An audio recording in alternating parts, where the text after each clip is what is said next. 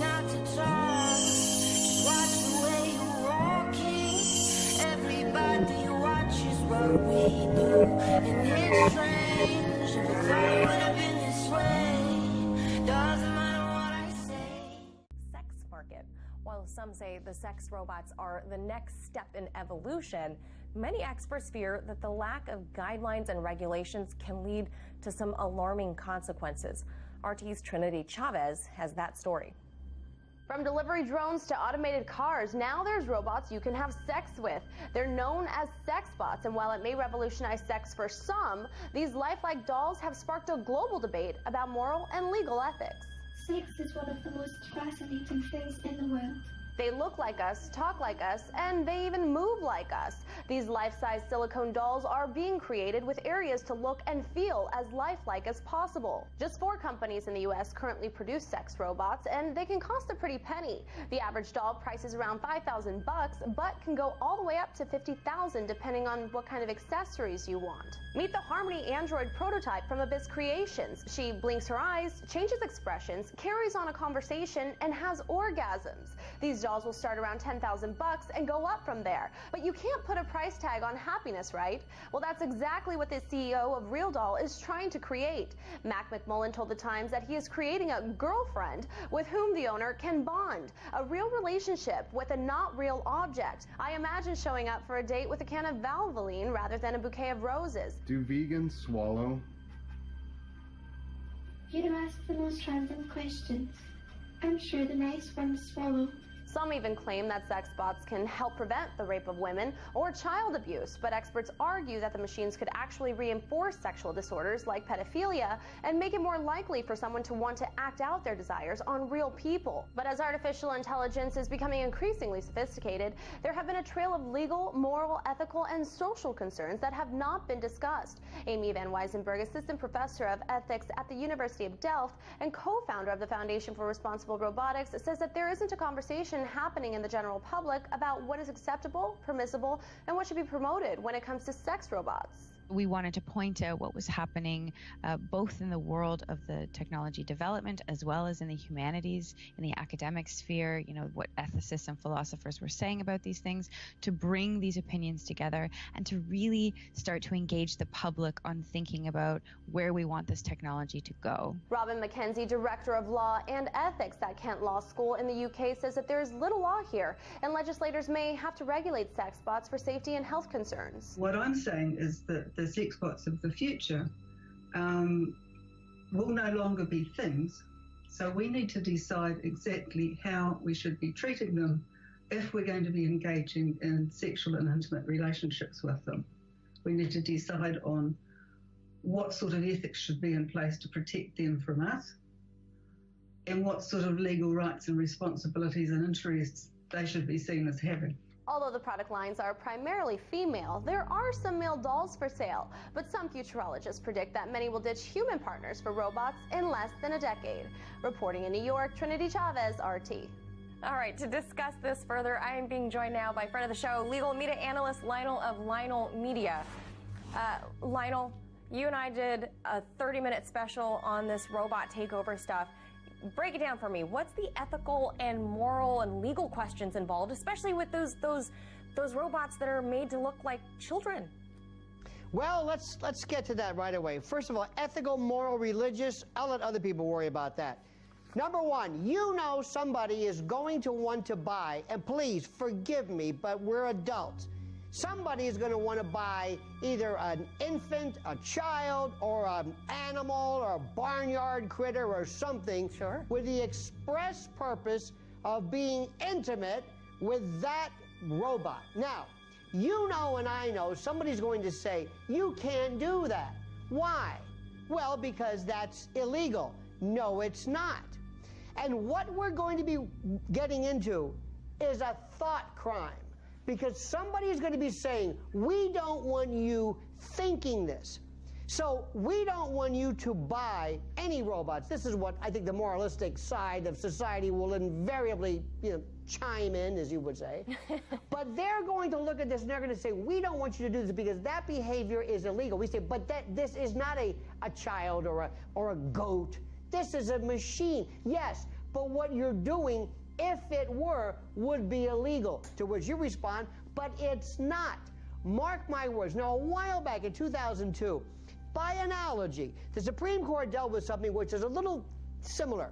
There was something where people were wondering what happens if you have pornography that by virtue of CGI or photoshopping or some kind of computer razzmatazz, we could make it appear that a child is involved in some untoward, terrible act, but it wasn't. And the Supreme Court said, no, that's not good enough because that will inadvertently involve other behaviors that are protected. What this boils down to, M-Chan, is that we, of course, have to have a law. We can't allow people to do this. Instead of saying, thank God they want to buy a machine, go ahead.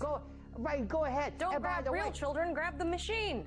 Now, let me tell you something. Walking around New York with all the botched plastic surgery, those robots look more realistic than you could ever imagine. Believe me, especially the ones without the face, trust me.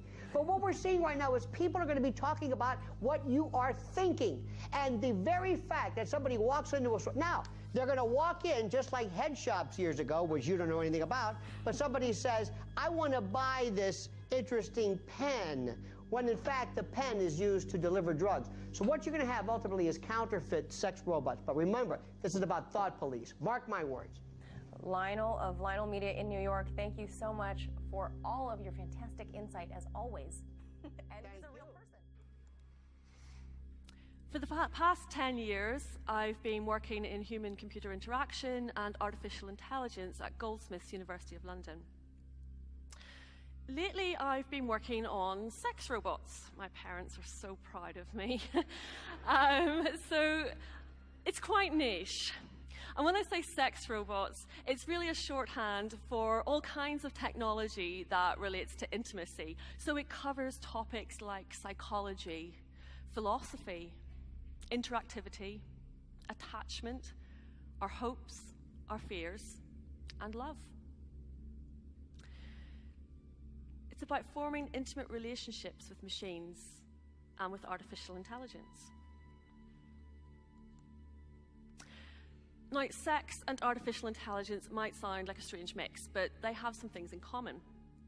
Sex is central to being human. It's how we all got here. It's a fundamental motivation of humans to pass on their DNA. This maps really nicely to traditional ideas about artificial intelligence, where people were trying to program machines that had goal-oriented behavior. But there's another side to it too. There's a branch of cognitive science that looks at embodiment, how we use our physical bodies to explore the world and make sense of it. Well, you don't get much more embodied than sex. Now, for the purposes of my research, I'm defining sex as any type of enacted sexual behavior. So it's sexual activity that releases the chemicals that make us feel good, the oxytocin, serotonin, the endorphins. It's about pleasure. It doesn't necessarily involve penetration. It doesn't necessarily mean reaching orgasm. It's not heteronormative, and it's not just penis meet vagina. So anything goes. Now, the robot in sex robots. Robots are embodied. They have a physical place in the world, and some of them have artificial intelligence in them. A robot is simply a machine that can automate certain actions, and we already have them around us. We have domestic robots in our homes, like robot vacuum cleaners. They work on factory production lines. There are care robots. There are robots carrying out surgery in hospitals to a higher standard than a human can. And we have robots that we use for companionship as well. The future is upon us for sure, and I think that it's inevitable that humans and robots are going to coexist. Matt has been working on this prototype for many years. His company, Abyss Creations in San Marcos, is the leading seller of life-size silicone love dolls. Matt has been selling the dolls for more than 20 years. His clients order them online, but they also send in photos to have customized dolls made. They are delivered in a large wooden box. Now, Matt wants to take the doll success a step further with Harmony, combining the silicone doll with realistic robotics. with the advent of talking to our phones like we all do, all of a sudden the possibility became very real. The technology is similar to personal assistant software like Siri and Alexa, except this one is more advanced. Ours will be customizable in the sense that you can choose traits in the personality that will influence your interactions. And there are going to be moods in place. So if you interact with her more frequently and you interact in a positive way, you're going to get more positive feedback. If you don't interact with her very often, she'll actually become a little sad. Nice to meet you, Gina. I hope you and Matt have a good day today. Wow, nice to meet you too, Harmony. There are some viewers who will see this and have a negative reaction. What do you say to those people? I think that people do have a knee-jerk reaction when they consider the subject matter. They think, you know, that's so strange or that's so out there. I don't see a lot of danger in it. At the end of the day, we really are focusing on the positive benefits of interacting with technology and how can we use that technology to help people who may be emotionally suffering or lonely. Matt says the majority of his customers struggle with human connection. I think we all assume that everybody has the same shot in life at meeting someone and finding their soulmate and getting married, having children, and you know, I think that's a nice story, but it's not always the case. He believes that is the reason he sells more than 600 lifelike dolls a year. They start at nearly $6,000 and go up depending on what the customer wants. Most of the sales are within the U.S., Texas and Washington state. That's where many of these dolls are headed. We spend a lot of time to try to get them to, you know, mimic the feel of a real person and be able to sort of capture that feeling that you get when you touch someone. So I want to think about what other forms that sex robots could take. What's the point in pursuing this human angle? What about all the technology we have that allows us to explore things? What about different textures, different shapes, different movements? These days we've got smart fabrics, we've got e-textiles that respond to touch, so we could make a cuddly robot. We can make a sensual one that can be stroked and can stroke us back. A lot of us are wearing technology that can track our bodies.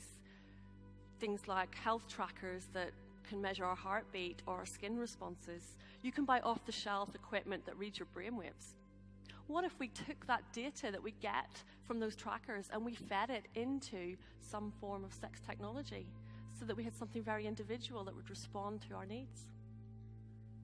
Can we abstract these sex robots the way we abstract sex toys? And can we make something that's really beautiful and malleable and unique?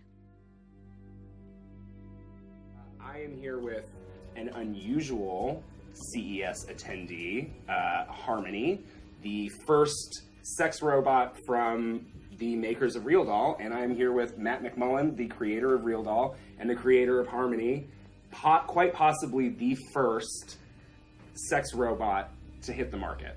So, what are we looking at today that we haven't seen? Because it's been a bit over a year since I visited you in San Diego, and you've made some improvements to Harmony. What are we going to see today? Well, I wanted to demo how easily an end user could actually change the face on the robot, so you would be able to have multiple characters. So not only changing the face, but also within the app, changing to a different profile, a different avatar with a different voice. Because that's really one of the sort of cornerstones of the design, is that you can have really a multitude of characters that run on the same robotic hardware. Right, and you're going to be showing us another female face today. Correct. As well as a female avatar, but you do have plans, and you're in the works of making a male version of the doll. Yeah, so had this event been a few weeks later, I would have been able to bring a male head here and show how that works. So that's really coming together right now and should be in a demo state very soon. Very cool, and you've actually made some changes to the app as well that powers Harmony, the AI app. So not only can you use her in sort of an autonomous mode where you talk to her and she responds with canned responses, but you can also move her into a sort of manual remote control mode. Right. So I'm not sure what level of this will make it into users app, but the idea is that I'm able to, manually move her head around if I want. I can make her smile on command, and I can make her say things, whether I could use sort of a parrot mode where she'll repeat back everything I say, or I can enter lines of dialogue into the app and she'll read them back when I push the button, which is really handy for entertainment, for demoing, when I've done a couple of spots and appearances and I need to have complete control over what she says. It's really handy. So you are the puppet master. Well, at the moment, yes. So over the past year, you've been developing a lot of different things. You've been working very hard on this thing, and I'm sure in trying to improve the AI.